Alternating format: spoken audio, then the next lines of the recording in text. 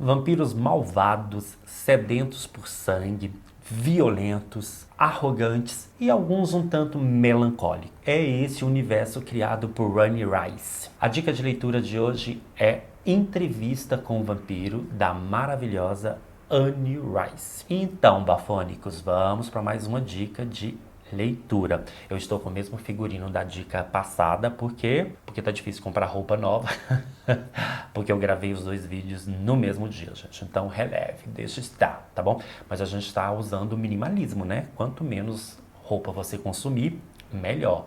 Vamos parar, vamos nos desapegar. Então, gente, esse Entrevista com o Vampiro é uma maravilha que eu descobri ainda na minha adolescência, né? Eu descobri o universo da Anne Rice quando eu era adolescente e fiquei apaixonado por essa mulher, porque ela sabe realmente como criar tramas vampirescas. O livro em questão, o Entrevista com o Vampiro, que eu analisei aqui, foi publicado no Brasil pela editora Rocco e finalmente ganhou uma edição caprichada, porque a Rocco nela publicava assim marromeno, né? Mas essa não, ó, tem páginas amarelas, capa dura.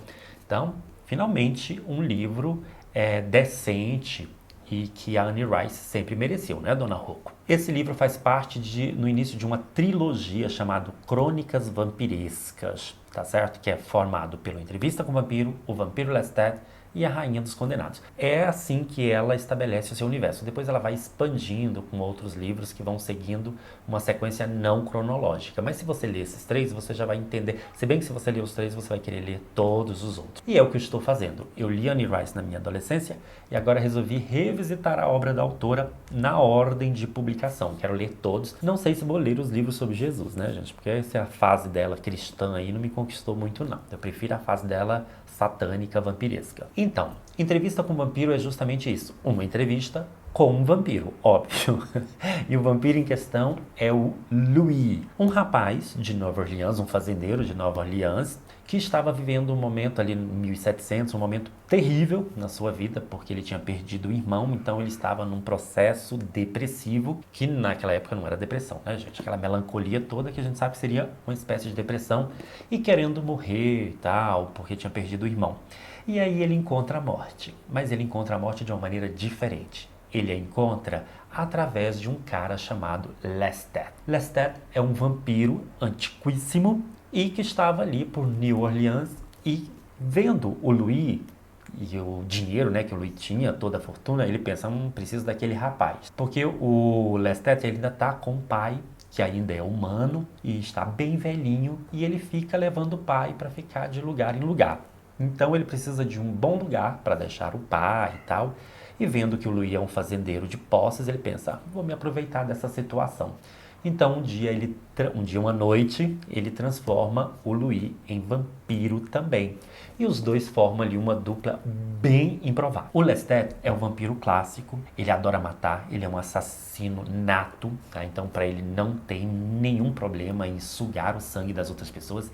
Ele adora ser vampiro, ele se diverte, ele tem prazer em ter poderes, né, em ser mais forte que os humanos, em ser um predador. Já o Louis já é o contrário, ele se torna melancólico, depressivo mais ainda. Por quê? Porque ele não consegue matar as pessoas. Ele não se sente à vontade tendo que matar outro ser humano para se manter vivo. Aí ele vai se alimentando inclusive de galinhas, né, do sangue de outros bichos e tal. Chega um momento que na fazenda onde eles moram, os escravos ficam desconfiadíssimos, né, o chupa-cabra, porque os animais amanhecem mortos, então eles acham que é uma maldição. Nós estamos falando de New Orleans, né, gente? Que é o berço do voodoo, de um monte de superstições. E o pessoal dali, os escravos, começam a achar que os seus patrões, né, desde que o Lestat chegou ali, ele seria o demônio e teria possuído o seu dono, que era o Louis, o dono deles, né? Mas tá.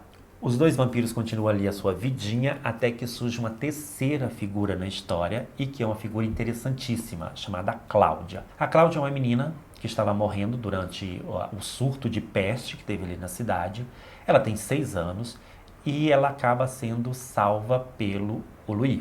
E ele não sabe o que fazer com ela, até que ele convence o Lestat e o Lestat a transforma em vampiro também. Só que pensa bem, gente, a Cláudia tem 6 anos e a gente sabe que o vampiro, do jeito que ele é transformado, ele fica. Então, é uma menina de 6 anos que vira uma vampira. E ela acaba se tornando uma personagem bem bizarra, porque você imagina um vampiro com aparência de 6 anos de idade. Bem louco, né? Bem tosco. A Cláudia ela é muito parecida com Lestat. Ela tem aquele espírito assassino, aquele desejo por sangue. Mas o Louis a encara como sendo a sua filha no início. Depois esse sentimento vai se transformando, apego e tal. A Cláudia, ela é uma personagem extremamente ambiciosa. À medida que ela vai envelhecendo mentalmente, mas o corpo continua de criança, ela vai ficando frustrada com aquilo, porque ela não consegue, ela queria ter um corpo de adulta, mas não consegue. E isso vai gerando nela um ódio, tá, pelos 2 vampiros que a transformaram, principalmente pelo Lestat, porque ela sabe que ele está escondendo alguma coisa. Ele não fala nada para eles sobre outros vampiros, sobre como surgiram os vampiros, sobre o que é ser vampiro. E ela quer descobrir esses segredos. Um dia ela trama e envolve o Luiz ali na sua trama macabra e eles matam o Lestat. Depois de matar o seu criador, eles fogem para a Europa. E aí nós vamos ter uma viagem pela Europa, ali de 1700, 1800, passando desde a Romênia, e uma cena assim macabra de um vampiro esfarrapado que eles encontram ali, porque eles vão para a Europa para ver se encontram outros da sua espécie, para entender, afinal de contas, qual é a natureza deles. Até que eles chegam em Paris, e é em Paris que eles encontram um teatro repleto de vampiros, chamado Teatro dos Vampiros. Nesse Teatro dos Vampiros, eles conhecem um outro personagem muito importante, que é o vampiro Armand, um ser mais antigo ainda do que o Lestat. Esse encontro com Armand vai mudar completamente a vida dos dois, né? Da Cláudia e do Louis. Primeiro porque você percebe que entre o Louis e o Armand surge uma tensão sexual, né? Tem alguma coisa no ar, um desejo mútuo, e o Louis vai ficando mais perturbado ainda. Por quê? Porque ele fica dividido entre o amor que ele sente pela Cláudia e aquele amor avassalador que ele conheceu o Armand. E é com os vampiros ali do teatro que se abate sobre o Louis a maior tragédia da sua eternidade, que eu não vou dizer qual é, porque senão seria um puta spoiler. E nesse momento também nós temos o reencontro com a figura do passado. O Louis vai ter que prestar contas sobre o seu passado. Tá, gente, eu não vou falar muito mais sobre a trama, porque senão vai estragar a experiência de vocês. Muita gente pode achar o livro um pouco chato, prolixo, arrastado, muito meticuloso, muito descritivo, e porque essa é a cara da Anne Rice, ela é um pouco prolixa mesmo, mas nem por isso ele é chato. Pelo contrário, como eu disse, a Anne Rice, ela tem uma imaginação foda, e ela consegue criar um universo encantador desses sugadores de sangue. O livro é apresentado em forma de uma entrevista mesmo, então você mergulha nas lembranças, na imaginação, nos devaneios, nos delírios, né, do Louis. É um pouco uma narrativa meio fluxo de consciência, tanto é que quem traduziu foi a Clarice Lispector, porque lembra muito a escrita dela também. Não é uma leitura muito simples, mas também não é difícil de você entender. Interessante no livro são os relacionamentos. O relacionamento do Louis com Lestat, do Louis com Armand e principalmente do Louis com a Cláudia. Por quê? Porque chega um momento que você vê que ele está apaixonado, que ele sente desejo pela Cláudia. E isso é muito bizarro, porque ela é uma menina, aparentemente ela tem 6 anos, mas ela é uma mulher já centenária. Imagina, ela é uma vampira que já está ali na casa dos 100 anos, mas com corpo de 6 anos. E isso provoca na gente que está lendo uma maluquice, assim, a gente fica meio confuso.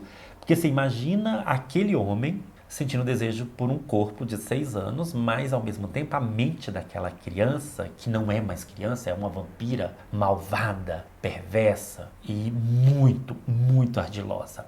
Enfim, é um livro arrebatador. Na verdade, essa relação da Cláudia com o Louis é muito ambígua, a gente não sabe se é carnal ou não. Se você gosta de histórias muito bem escritas, de personagens muito bem construídos, você não pode deixar de ler. Essa é a minha dica da semana. Entrevista com o Vampiro, de Anne Rice.